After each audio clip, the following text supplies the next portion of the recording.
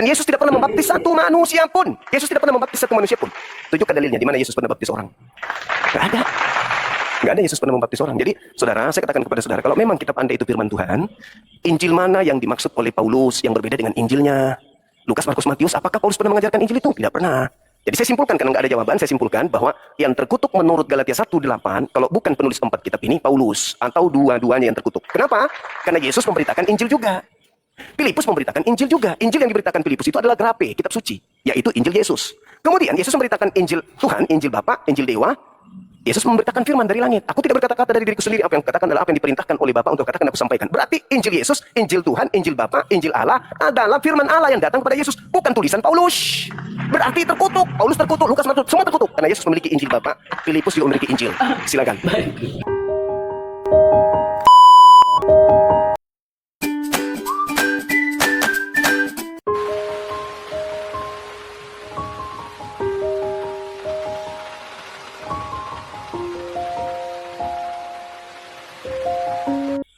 Injil sinoptik, Injil Matius, Injil Markus, Injil Lukas, Injil Yohanes. Injil itu bukan kitab. Injil itu secara etimologi, Injil ini berasal dari bahasa Yunani evangelion, yang artinya kabar baik. Aku sekarang sedang memberitakan kabar baik kepadamu. Aku sedang memberitakan Injil. Injil itu bukan satu kitab, saudaraku.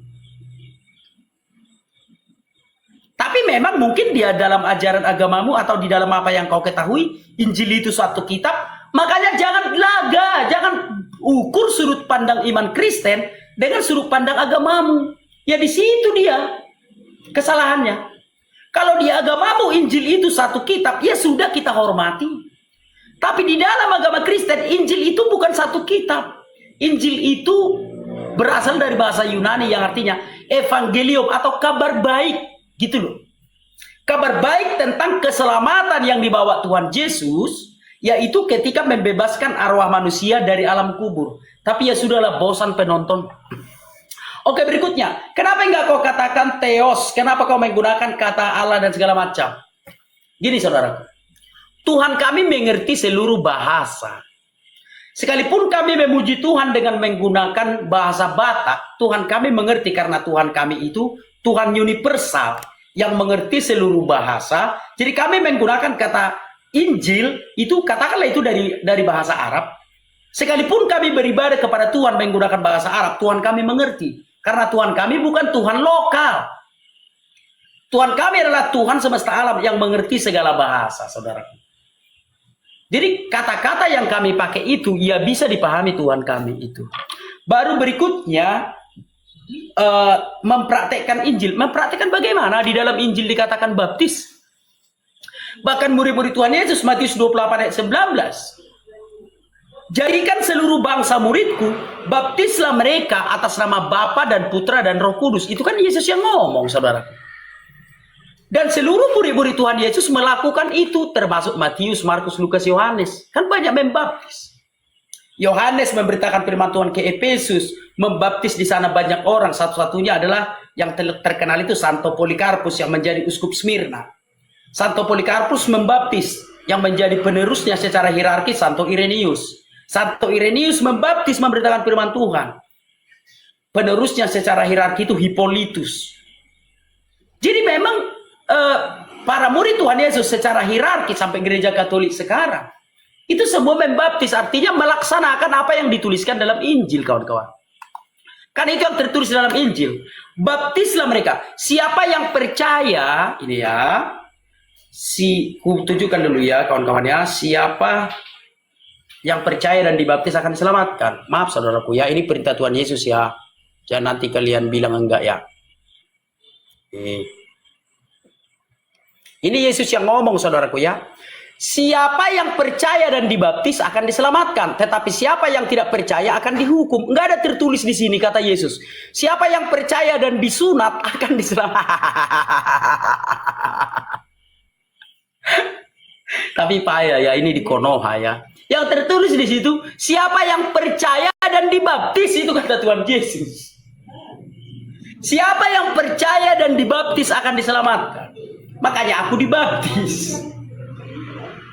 Paham ya? Jadi seluruh orang Kristen melakukan apa yang tertulis dalam keempat Injil sinoptik itu, gitu saudaraku. Kalau kau mengaku pengikut Yesus, ingat ya, kalau kau mengaku pengikut Yesus, kau harus baptis, bukan sunat. Karena Yesus memerintahkan siapa yang percaya dan dibaptis akan diselamatkan. Kalau kau mengaku pengikut Yesus, kan begitu.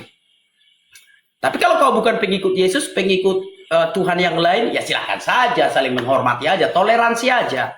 Tapi kalau kau mengaku pengikut Yesus, harus dibaptis, bukan disunat, gitu loh saudaraku. Jadi mari kita toleransi, saling menghormati agama kita masing-masing itu.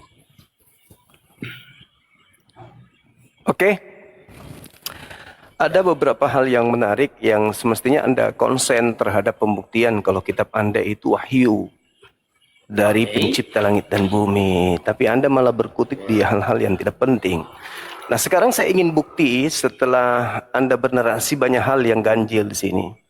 Yang pertama, Anda mengatakan bahwa Lukas disunat. Dalilnya mana? Anda ingin mengatakan dia orang Yahudi? Bukan. Lukas itu bukan orang Yahudi. Dia orang Yunani. Dia non-Yahudi. Dia lahir di Antioquia. Ya. Nah, sekarang ketika dia dewasa menulis surat tentang Yesus dan itu adalah wahyu dari Tuhan, kenapa Lukas tidak mempraktekkan? Oh, karena dia sudah dewasa. Bukankah Abraham juga sudah tua, baru sunat? Kenapa dia nggak mempraktekkan? Kenapa dia cuma berteori kalau itu firman Tuhan? Firman Tuhan sendiri kok dia langgar. Terus tunjukkan di mana Lukas pernah dibaptis. Saya minta dalil. Lukas dibaptis itu di mana tertulis? Satu, dia tidak sunat. Dua, dia tidak dibaptis. Tuh. Yesus ke sinagoge ibadahnya, Mikdas. Dia membaca Torah. Di mana Lukas ke Mikdas? Di mana hari Sabat menjadi hari ibadahnya daripada Lukas? Di mana pernah dia membaca Torah Lukas ini? Tidak ada. Terus Anda tadi mengatakan Injil itu ada 4 kawan. Injil itu ada 4 kawan. Tesalonika bukan Injil. Filemon bukan Injil kawan. Cuma 4 kitab. Loh, begitu Anda sudah mengucapkan bahwa cuma 4 kitab yang disebut Injil, Tesalonika bukan Injil, cuma 4 kitab. Sekarang Anda mengatakan kitab itu bukan, Injil itu bukan kitab. Apa nggak pengaruh minuman abangku ini, saudaraku ini? Kemana? Kemana maksudnya? Anda mengatakan bahwa Tesalonika itu bukan Injil. Injil itu cuma 4. Lukas, Markus, Matius, Yohanes. Habis itu Anda mengatakan Injil itu bukan kitab, tapi kabar gembira. Bagaimana ceritanya Anda berbicara tapi kemudian Anda ingkari sendiri? Kemudian saya minta datanya. Ya, di mana Yesus bisa segala bahasa? Tuhan Anda kasih dalil. Anda tadi mengatakan Tuhan kami bisa semua bahasa. Ya, coba buktikan dalilnya di mana Yesus bisa semua bahasa. Di mana Yesus itu maha tahu. Di mana Yesus di mana kemudian Lukas dibaptis. Buktikan itu semua. Kalau apa yang ditulis Lukas, apa yang ditulis Markus itu adalah firman dari Tuhan. Buktikan kalau dia mempraktekkan enggak. Lukas praktekkan tulisannya? Tidak. Lalu kemudian Anda mengatakan Yesus itu mengajarkan tentang percaya dan baptis. Kacau. Yesus mengatakan kalau mau selamat, lakukan segala perintah yang ada di Taurat meskipun yang paling terkecil. Matius 5 nomor 19. Barang siapa yang meniadakan meskipun yang paling terkecil, tempatnya neraka. Lagian Yesus membaptis, dia tidak mengatakan 3 Tuhan. Dan Yesus tidak pernah membaptis 1 manusia pun. Yesus tidak pernah membaptis 1 manusia pun. Tunjukkan dalilnya di mana Yesus pernah baptis orang. Gak ada. Gak ada Yesus pernah membaptis orang. Jadi saudara, saya katakan kepada saudara, kalau memang kitab Anda itu firman Tuhan, Injil mana yang dimaksud oleh Paulus yang berbeda dengan Injilnya? Lukas, Markus, Matius, apakah Paulus pernah mengajarkan Injil itu? Tidak pernah. Jadi saya simpulkan, karena nggak ada jawaban, saya simpulkan bahwa yang terkutuk menurut Galatia 1:8, kalau bukan penulis 4 kitab ini, Paulus, atau dua-duanya yang terkutuk. Kenapa? Karena Yesus memberitakan Injil juga. Filipus memberitakan Injil juga. Injil yang diberitakan Filipus itu adalah grape, kitab suci, yaitu Injil Yesus. Kemudian Yesus memberitakan Injil Tuhan, Injil Bapa, Injil Dewa. Yesus memberitakan firman dari langit. Aku tidak berkata-kata dari diriku sendiri. Apa yang kukatakan adalah apa yang diperintahkan oleh Bapa untuk katakan aku sampaikan. Berarti Injil Yesus, Injil Tuhan, Injil Bapa, Injil Allah adalah firman Allah yang datang kepada Yesus. Bukan tulisan Paulus. Berarti terkutuk. Paulus terkutuk, Lukas, Markus, semua terkutuk. Karena Yesus memiliki Injil Bapa. Filipus juga memiliki Injil. Silakan. Baik. Oke. Ya. Yang terkutuk itu yang palsu. Sekalipun kau mengatakan Paulus terkutuk, itu tidak akan bisa. Karena yang asli tetap asli gitu ya. Hanya yang palsu yang terkutuk. Baik. Yang pertama dulu. Di mana Yesus mengetahui seluruh bahasa? Matikan dulu mic-mu. Coba kau baca dulu ini. Jangankan seluruh bahasa. Isi hati pun dia tahu. Tetapi Yesus mengetahui isi hati mereka. Lukas 9 ayat 47. Jangankan kau berbahasa apa, tak kau ngomong pun, Yesus sudah tahu. Paham ya? Karena Yesus itu adalah Allah yang menciptakan segala sesuatu.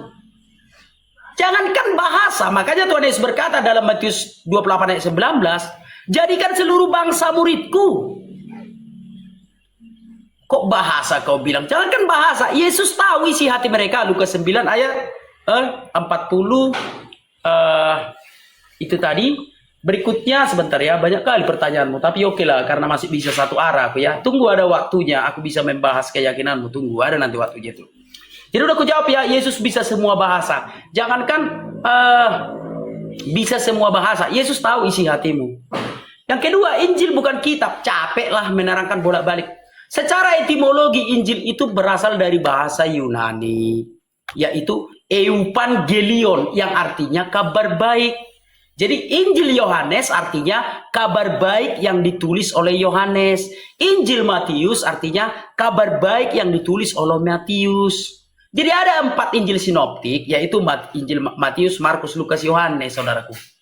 Yaitu iman kami Jumat. Apalagi mau ku bilang sama kau?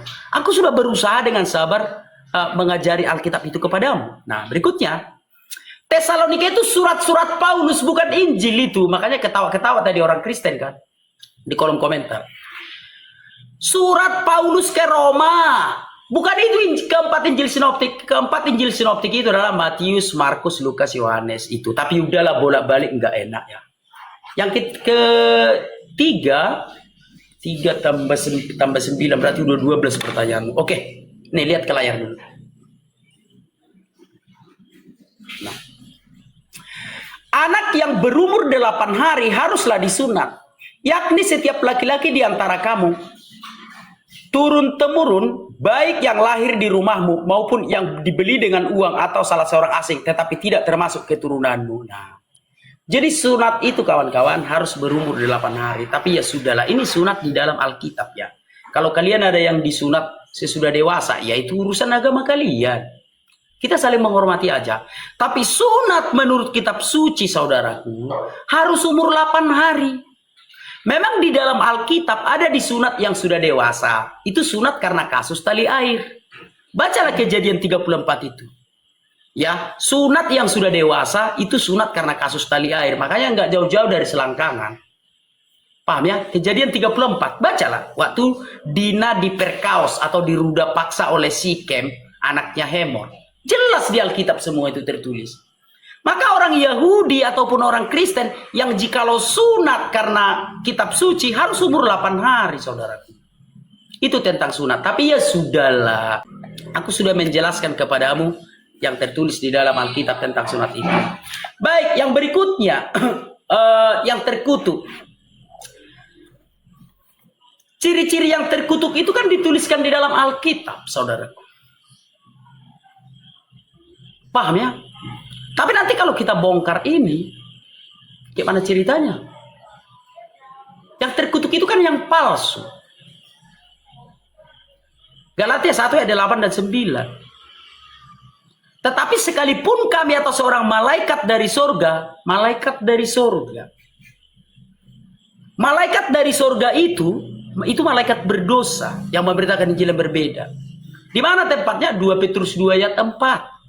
Sebab jikalau Allah tidak menyayangkan malaikat-malaikat yang berbuat dosa, lalu melemparkannya ke dalam neraka, dengan demikian menyerahkannya ke dalam goa-goa yang gelap untuk menyimpan mereka sampai hari penghakiman. Jadi malaikat yang terkutuk di situ bukan manusia, yaitu malaikat yang di dalam goa itu. Bukan manusia di situ yang terkutuk, bukan nabi itu. Tapi malaikat yang berdosa yang disimpan di dalam goa itu. Itulah yang terkutuk itu. Kalau kau menyelidiki kitab-kitab suci, kan itu tertulis. Sekalipun kami atau seorang malaikat dari surga memberitakan kepada Injil yang berbeda itu. Itulah yang terkutuk. Dan ciri-cirinya ada di Alkitab. Kalau mau kita bahas, kita bahas. Kalau enggak apa-apa. Oke gitu ya. Gini aja, Bang Juma. Ya sebentar dulu Bang Juma, gini. Kalau kira-kira mutar hanya bolak-balik di situnya pertanyaan abang, biar kita akhiri aja. Tapi kalau ada pertanyaan yang lain, kita lanjut. Tapi kalau bolak-balik mentok-mentok di situ Bang Juma, bosan penonton. Yang mana menurut abang? Iya, jadi gini, Anda tidak memberikan jawaban, hanya asumsi, mutar-mutar dan seterusnya gitu. Gini, terkait dengan Injil bukan lain, kayak gitu. Anda mutar-mutar. Ya kan gitu, faktanya dari tadi berapa putaran cuma mutar-mutar beneran. Mutar sana Gini sini, Bang, nuduh. gini, dengar dulu Bang. Apa Dengar dulu. jawabannya? 10 kali Iya, pun berarti- kau tanya, Berarti tetapi nggak itu ada jawabanku. jawaban. Bukan tidak ada jawaban, kau tidak menerima jawaban. Loh, Jadi sekarang kalau tidak begini, ada Bung. lagi, Oke, udah. Dengar- Kira-kira ku tanya kau, dengarkan sekarang ku saya. tanya kau, sebentar, ku tanya kau. Dengarkan dulu. Masih ada pertanyaan? Udah. Apa lagi? Kan katanya Itu aja kawan-kawan yang ditanyakan, bosan aku. Tetapi itu jawabanku.